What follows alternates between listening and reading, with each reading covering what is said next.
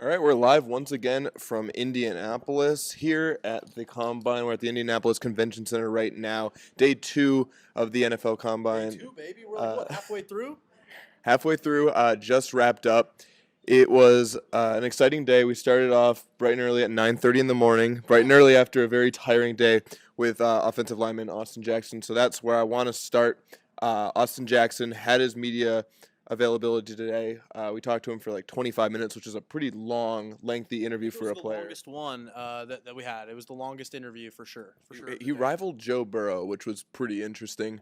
That shows you what a big time prospect he really is. I think people are very curious about his story.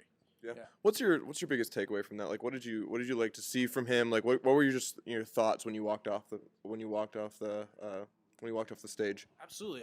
I think first of all, I got it. I like to have the mic, but I think first of all, the craziest thing for me was that obviously. So for those of you who don't know, he donated bone marrow to his sister. She suffers from a rare genetic disorder, and it actually saved her life. This surgery that he had, and it kept him out of practice and fall practice. And what was revealed today that I actually didn't know is he wasn't at full strength all season. Because of this procedure. He said he wasn't even able to squat for like the first 4 weeks of the season. So he was an all Pac-12 player. I think scouts are going to love to hear that because that wasn't even his best tape, and it might have been his best year at USC. Yeah, I think it's really interesting. I think he's a great player. I think he's a great player. I think he has a chance to go high in the draft.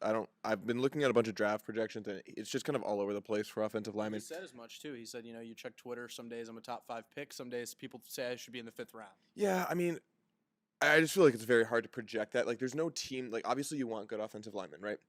But there's no team that's out there that's like going to spend an arm and a leg on an offensive lineman like they will a top-tier quarterback, running back, or wide receiver, where those are a little bit easier to predict because, like, the Bengals, they have the first pick, and they really need a quarterback. So Joe Burrow obviously makes sense. Whereas, like, the offensive lineman's a little bit less of a, kind of definite response, but I think he can go pretty high.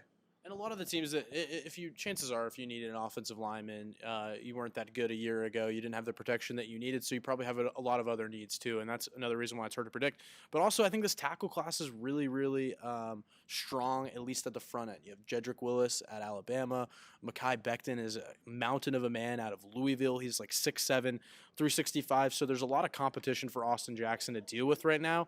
But I think he helped himself today in his interviews. We'll see how his workout goes. But I think most people came away impressed from that. We found out that he wasn't at full strength for most of the season. Still did a solid job in protecting Keaton Slovis's blind side, and he was tested this year. He went against Aj Epineza in the Holiday Bowl and didn't have the best time. He admitted as much today in the press conference. He was very honest, which I appreciated. So I think the truth lies somewhere in the middle. He's not going to be a 5th round pick. Don't worry, Austin Jackson. He's not going to be a 5th round pick. He's also probably not going to be top 5. I think he's going to go somewhere towards the end of the 1st round, which could be a good destination for him. Yeah, I mean, definitely not a bad place for him to be. I think when we're looking at offensive linemen like that, I think he's a great player. He's a big guy. He's I think 300 pounds. 320. He was 310 during the season. He said, you asked him actually, what have you been working on most since the end of the season? He said bulking back up. So he was never at full strength during the season. Yeah, and I think that's pretty interesting to kind of talk about. And I'm excited to see how he does in some of the drills and the bench press mainly, just to see kind of where his strength is in terms of a metric we can evaluate and compare to other players. I don't know if it always translates the best to actual play. Especially since technique is such an important thing with that position. There's a lot of nuance in offensive line, a lot of footwork, a lot of practice. He might even walk by right now while we're talking about it. By the way, there's hundreds of prospects are filing into the main media area right now. So that would be funny if we saw him. But yeah, you're right. There's a lot of nuanced offensive line.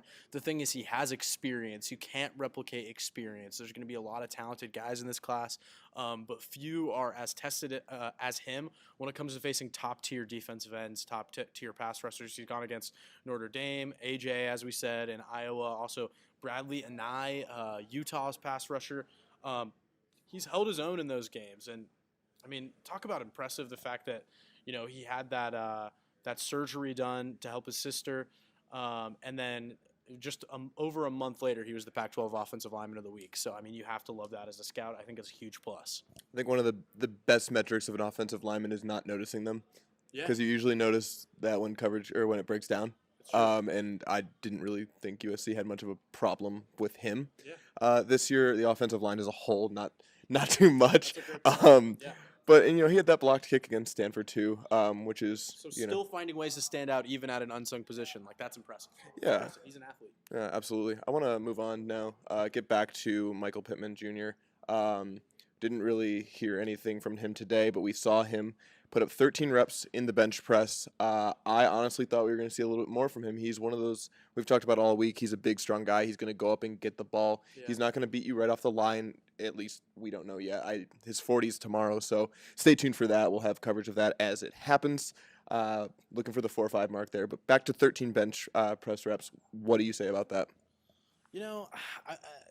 I think it was a little bit disappointing, and I think that's just because his brand is being a physical receiver, someone who's going to help you in the run blocking.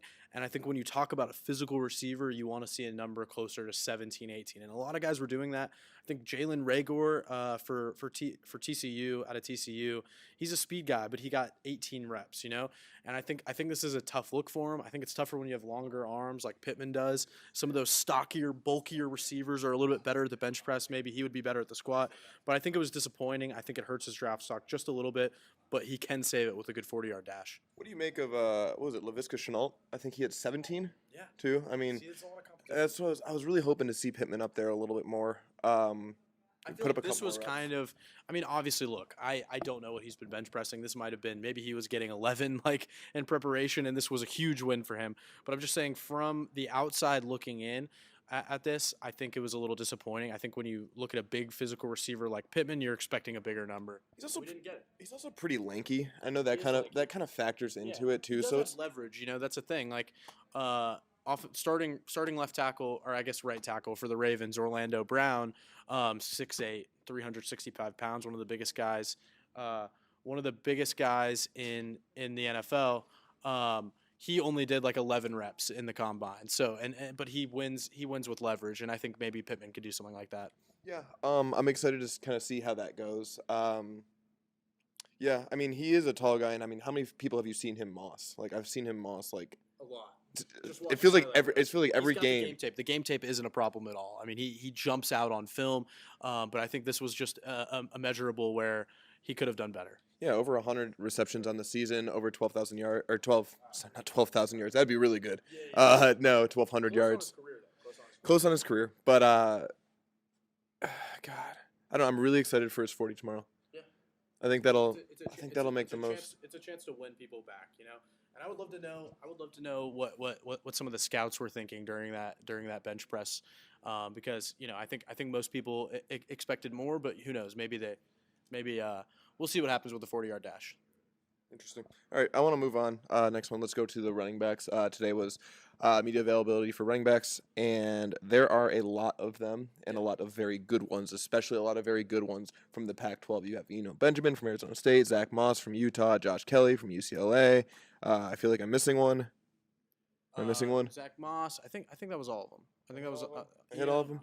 Huh?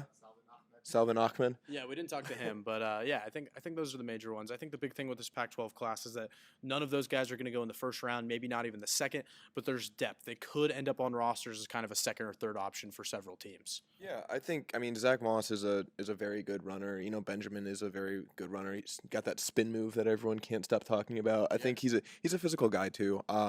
I was really impressed too, which is huge in today's NFL. There was a lot of all of them got questions about kind of the declining value that we've seen in football of the running back position.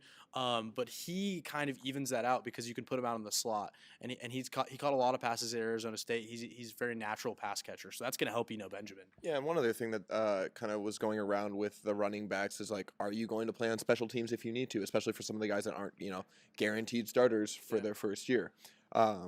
So I think all of them are ready to play wherever they need to. I think that's kind of what you have to do, especially in that position. You have to have a very workman-like mindset. You know, the days are over when running backs could be the divas of the team. You know, we don't have like Emmitt Smiths, Walter Paytons anymore, guys that are the highest paid players on the team, kind of the biggest superstars. Now you have to be able to fill multiple roles. Sometimes that's fullback. AJ Dylan out of Boston College got that question. Would you be willing to move to fullback? He's 245 pounds. He said, not ideally, but if I have to. I think, 5-10 years ago, if a star running back like that got that question, they would have laughed the media out of the building. But he was like, I might have to do that, and that's kind of what the running back is in today's NFL. You have to be versatile. You have to be in the slot. You have to play fullback, special teams, like you said. And I think all these Pac-12 guys have that kind of workman-like mentality. Yeah, definitely. I agree with you on all of those things. I think it'll be really interesting to see where some of these kind of fit in. Yeah. But like you were talking about, I don't think we'll see a running back go super high in this I think class. we'll see one in the first round, though. We're going to get to that later. I have that on the docket. We'll get there. Sounds good. Let's move on to our last topic before our exit questions, which is the fan experience. We had the opportunity to enjoy the fan experience, bask in the glory of what some fans are able to come and do, which is a lot better than years past, I have to say. So you walk into the room, it's a big room, and you have the bench press with stadium seating where you can go watch. Today was the wide receivers and tight ends and one more position. Kickers, I think. And is it just tight ends? No. Kickers. Quarterbacks. Some quarterbacks. Did Not a lot of quarterback bench. But I just want to say this about the fan experience. I think in the future, the Combine should really consider making the entire thing a spectator event, because I think it's kind of lacking in a lot of ways for the fans in terms of what they can watch. It's really only the bench press, and that's fun watching people move metal. But I want to see the 40-yard dash, man. We're not even allowed there as media members. I think that's something that they could work on if they really want to grow this event. It's in prime time now. If it's on prime time, if you could watch it on NFL Network or ESPN or wherever it is, then you should be able to go as a fan.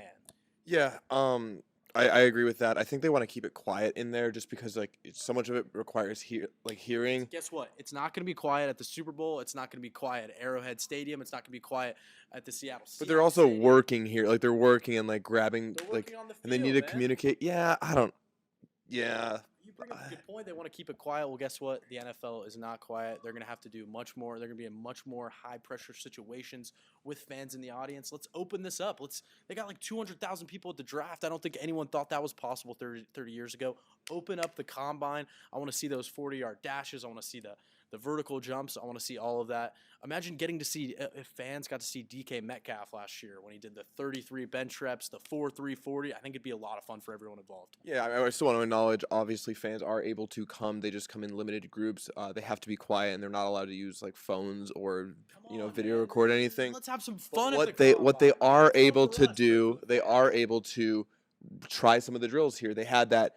We actually participated in a couple of the drills to see where we stacked up against some of these guys. They had a mock bench press, which was not real weight. It was styrofoam. So I put up a lot of reps of those. I know you did too. I think mine might have been real, dude. I felt pretty strong out there. And I must say, you are an athlete. I'm dealing with some ailments myself, mainly that I was wearing a suit and I didn't want to rip my pants. I'd just like to have that on the record so that you don't laugh at me for my 2-foot vertical jump. But it was fun. It was fun getting out there. You're an athlete, man. You're really good at this stuff. Thank you. I think you had a 29-foot vertical, a 30-foot. 29 foot? Yeah. Jeez, man, I got some hops. You were great out there. Where does your athleticism come from? Where do you get it, Sam? Now I'm the interviewee. The roles have reversed. I love it. No, but those are.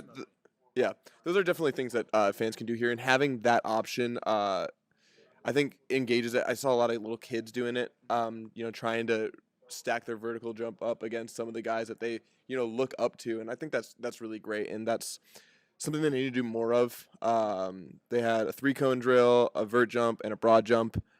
May have pulled something on multiple of those.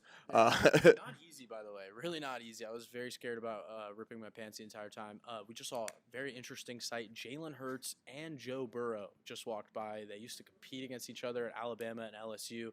Now they're kind of fighting for a spot. What do you think about Jalen Hurts as a prospect now that he's kind of out of earshot?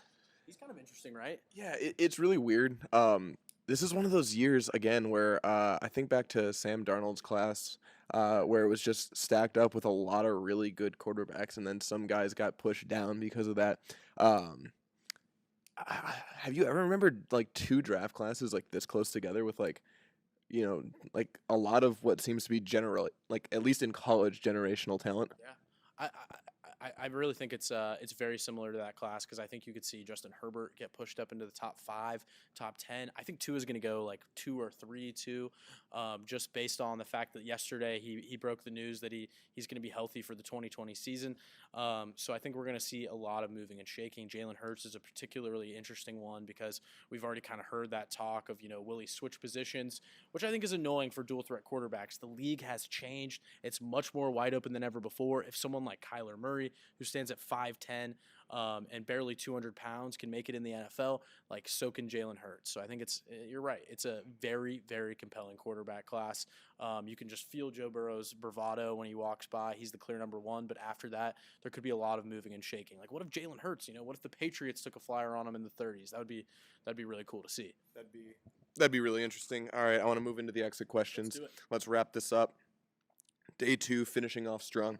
All right, Pittman, what do you make of his performance today? Does that affect his draft stock in any way, only having the 13 reps when we kind of expected a little bit more from the big guy? Yeah, I think it hurts it a little bit. I think he was in that second round conversation. Now I'm leaning towards third, but he still has a chance to improve that. Yeah, I'm gonna just disagree. Like, he's a strong guy. I thought we were talking about this earlier. Like, there's kind of a threshold. Is like get above 10. I feel like you get above 10, and then it's like, all right, this isn't a red flag. Like, one of the biggest things is like, are we looking out for red flags here? Yeah. And I think that's what the combine really kind of brings out, because you have these metrics where you're able to just say, that's not good enough. Like, and anything else above that, it's like, okay, great. Like, if he put up 25 reps, like, no one's gonna draft him in the first round because of that. Like, Right. They're gonna draft him if he shows that he's fast. And like I said, the 40-yard dash is what matters the most. I'm not concerned, and if I'm Pittman, I'm not concerned.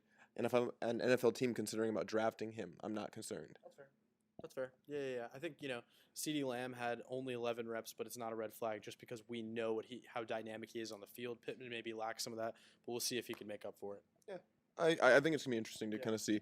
I'm excited, really excited for that 40-yard dash. We got 2. I don't think I've ever been able. I don't think I've ever been so excited to see someone run 40 yards in a straight line. Don't you wish all the fans that were excited about it could get in there? Come on, man. Bring it. up. Always brings it back to his main point of the entire show.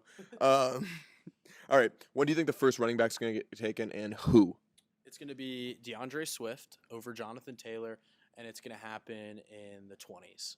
I think I'm trying to think of a team that the Patriots could be one. They kind of need another running back to go along with Sony Michel. Get back to me on which team, but it's going to be in the late 20s. Jonathan Taylor will go in about the 40s in the second round. I was going to go late first round or early second round, and I'm going to say DeAndre Swift too. I think a generational player, but there's a lot of depth in this class. I think it's just you're going to get a very solid running back if you need one, just because of how many there are. No one that stands out obviously, like I would say Swift is the clear front runner from it, but I wouldn't say that there's like it is him or no one. Like I think you can make a case for a lot of other guys, especially if you're looking for a certain type of running back. Yeah, I think the case for Swift is what he can do in the receiving game. He had 800 receiving yards over his college career, and he makes a lot of people miss. And if you're going to be a running back drafted in the first round, you're going to have to make people miss. You're going to have to be dynamic in the passing game, and Swift has both of those in his repertoire. Last question: what surprised you today? What just stood out to you? What do you take away from day 2 that's like made you think, made you wonder, made you angry, made you happy? What do you take away? What made me think? I going back to Austin Jackson's press conference, it really shocked me that he wasn't at full strength for the season, and I think it shocked a lot of people in the room. You saw already a lot of news stories about it. We'll have more coverage on that, but I think his press conference shocked me the most, the way he handled all of his questions, and also Pittman's bench press reps shocked me. And I would say those two things. Those two things were definitely the things that shocked me the most. I'll see if I can come up with a more original answer, but for now, that's what surprised me the most from today. Yeah. I really loved Jackson's interview too. That's not going to be my moment though. I just want to talk a little bit about it. I thought he's a very genuine guy. He knows how to answer questions well. I think he's smart too, which I think is very important when we're talking about NFL football. Yeah. In terms of what I take away from today, what just kind of stood out to me, I had never interviewed Joshua Kelly before. I just thought it was a really good interview. He seems very intelligent. All of his questions were you know, concise but descriptive. Like he didn't ramble on for a long time, like you do sometimes. But sorry, I had to go there. But like what I'm saying is, he had very concise questions. I asked him what his favorite game was. Of course, 2018 USC at the Rose Bowl. He popped off, and JT Daniels did not pop off. So that one was the bad one. I don't know. I just really like that. A good interview always stands out to me because like we have so many just bad interviews. I feel like when someone looks you in the eye, gives you a nice answer, it just like, I don't know. It stands out to you. My takeaway from the day, I've just thought about it, and I can't wait to ramble on about it. These players love playing video games, man. They're competitive on the field. That's definitely their go-to hobby. People have been asked that a lot. What's your hobby off the field? It's almost always video games. I'm worried about Austin Jackson's confidence just a little bit because he said he couldn't beat Amon-Ra St. Brown, a known gamer on the USC football team. He said he couldn't beat him in 2K. So where's the competitive fire, man? You got to lie at least. You gotta talk your talk. I think I could beat both of them in 2K. Yeah, I'm still waiting. I know you teased the Amon-Ra one not too long ago during the football season. Still waiting to see that challenge. I want to bring that in studio. Amon-Ra, if you're watching, we're waiting on it. He's definitely not. He might be. I don't know. Some of these guys like to talk, but most of them do not do not want the noise. And that's another thing that kind of taking away from the combine is like, how many of these guys actually pay attention to their draft stock? I have a hard time believing. Like everyone's like, no, we don't listen to the noise. Like especially like the USC football team is like, we don't hear. Like there is no way to not listen to the noise. Like I cannot. Like if you follow one football account, like you are getting all the noise. Like it is just an echo chamber. It is. It really, really is. And it can't be true just with the guys that, with all these guys being on Twitter and the stuff that they're putting out there, there's no way they can't see it. And Austin Jackson even acknowledged that. He was, saying all the noise that he's heard about his draft stock. But I think also at the same time, you have to take it all with a grain of salt because we don't know anything right now. We don't know what teams' actual draft boards are. It's all media members kind of making these rankings, making these artificial mock drafts. Nothing is set in stone yet, and that means anything can happen. Your draft stock can go down. You can also rise way up in the process of interviews. So I think that's the big takeaway. The combine can hurt your draft stock, but it maybe can't help it unless you have a standout performance. I think we're in the stage where you're looking for red flags, like you said. Yeah, nothing is set in stone yet. I mean, if I'm going to the NFL and like I know I'm gonna be a top tier pick. Tell me I'm not going to check Twitter and see, like, okay, maybe I'll be like, oh, they're saying I'm going to live in Cincinnati. Like, I want to know where. Maybe it's different. Maybe I just don't have the student athlete mentality or something like that. But I want to wrap it up anyways. Get back to the hotel and freshen up before we're going on ATVN live today. So tune into that. Tune in on YouTube. Watch Sports Scene. We were live on Sports Scene earlier. We did an entire combine special show on Sports Scene, so you can go check that out. We got links on our Twitter page. We have it on YouTube, Annenberg Media. Always follow us on all of our social platforms, Facebook, Instagram, and Twitter. Articles are coming out every day. We have great recaps, great exit questions from day one. We'll have those with day two as well, and then we'll have some feature content on Pittman and Austin Jackson. So stay tuned for that. Follow us at ANN Media Sports. That's ANN Media Sports. We're going to sign off for today, wrap it up. We'll see you guys tomorrow.